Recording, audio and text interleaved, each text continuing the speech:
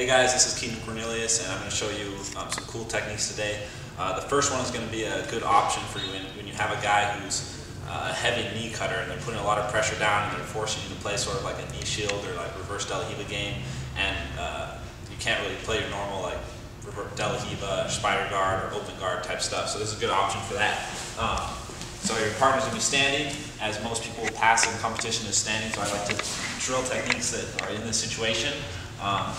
We're going to have a cross grip, so however you like to get the cross grip, I like to usually from spider guard, but depending on if you're a De La Riva guy or you just like playing like the Gracie type guard, we're just going to go to a cross grip. Whenever we get the cross grip, we want to make sure we have our same side grip first, and then we reach to it and we get both hands on the sleeve before we let go, okay? Because if I go here and then I just kind of try and grab it without having the other grip on, you can just pull the hand away, and then he may just try and keep the hand away and I'm not going to be able to get it. So I want to make sure I can maintain control the whole time until I've switched to the grips effectively, okay? Then from here, my foot that's on his hip, my left foot here, is going to push him away while my left hand, the same side hand, controls his ankle.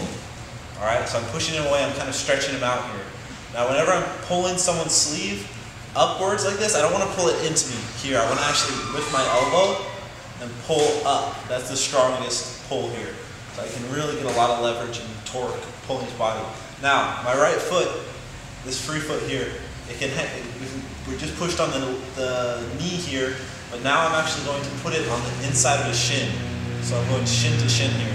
Okay, the reason I do that is because I'm going to come up on a single leg in this situation, and if I put it here, it can give him the opportunity to drive down and maybe try knee cutting again. So I actually want to stop that by coming here and bring my shin in front of his shin. Now this foot is going to come off the hip. As it comes off the hip, this hand is going to push this way. Okay, pushing away from my body, so that it kind of forces him to have to plant that on the mat. I let go of his ankle, and with this free hand, I'm just going to sit up and reach around his leg. Okay, now that I'm here, normally if I hadn't put my shin in front of his leg, I'd have a hard time getting up because now my own leg is stopping me from coming up all the way. So I have my shin here, and I reach all the way through, and now I'm just going to do the proper way to get up, like we all learned in fundamentals class.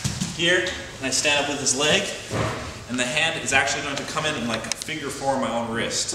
Okay, so now I have his arm pinned, so he can't whizzer me or do any sort of single leg defense because I have this grip here. Then we're going to bring our head in tight, forehead to his chest, and I'm going to drop my hips and turn the corner, putting his weight down to finish the single leg.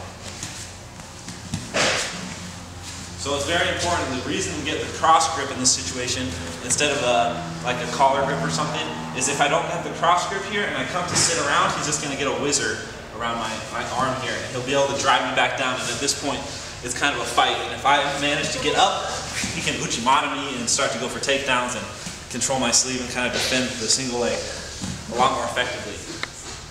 So what I want to do is make sure I control that sleeve. So here's what it looks like in fast speed.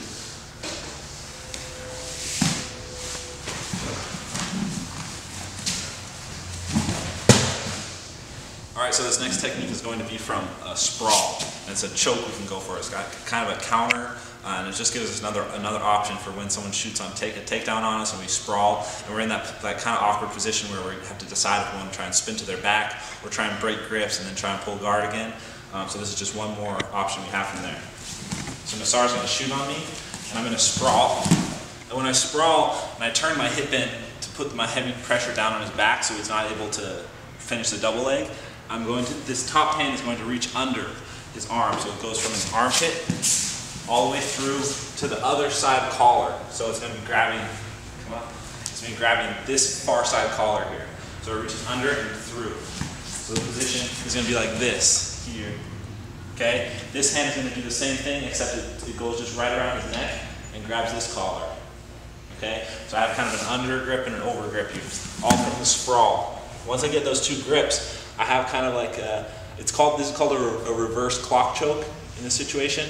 So I want to make sure I turn my head here, facing away from the direction I'm going to roll. I'm going to roll to my left.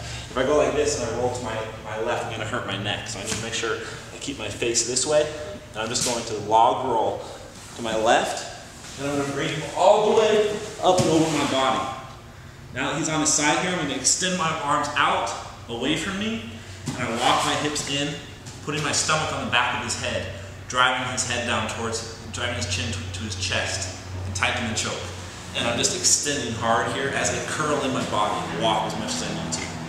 Okay, so you can see why it's called the reverse clock choke, because I'm still doing a clock choke motion, right? Except instead of being on top, I'm like kind of on my side. So one more time. Shoots. Here, I get my grips. I roll through. Alright guys, so I'm going to show you a technique for those people who are having problems with the berimbolo and having trouble pulling their opponent down onto their butt. I used to have problems with this, so this is a cool little technique to help offset their balance before you actually sit through and pull them to the butt and then invert for the berimbolo. So this section. So I have my De La Riva positioned here, and maybe I'm having a hard time like reaching the belt or sitting up to actually pull him down to his butt here. So what I'm going to do is I'm going to take this hand that's grabbing the ankle and I'm going to reach under his leg and unhook my De La Riva, because if I keep the De La Riva hook and I grab my own shin, that's illegal in IBJJF right now. But if we unhook the De La Riva and I just grab my own pants, it's perfectly fine. So I'm going to unhook the De La Riva and grab my own pants, and it creates like a tight lock on his calf here so I can maintain good control of his leg. Then from here I'm going to take my free foot. As I grab his collar, I'm going to push the leg away so all his weight goes to that back foot. Okay? What that allows me to do is to sit up, and as I sit up and then fall to my other side, it pulls his leg off the mat. Okay? And this takes all his weight over to his left side here and away from the De La Riva side leg. And then from here, if I want, I can come under into like a deep half position or go invert for like a reverse De La Riva or kiss of the dragon sweep. What I'm actually going to do here is rock all the way back now to the other side and use that momentum. And because his weight is off that leg, it makes it really easy for me to pull him to his butt. And then from here, I can start to attack the berimbolo and bring my leg through to the leg crack position, or take the back, depending on what you like to do. So again, I'm here, I have a collar, come under, grab my own pants, take the weight, sit up, come back. Grab behind the knee. I like to grab the pants here with this hand, grab the pants, grab behind the knee, and then bring this foot behind his knee here, and pull him onto me here, and reach across to this leg guard position.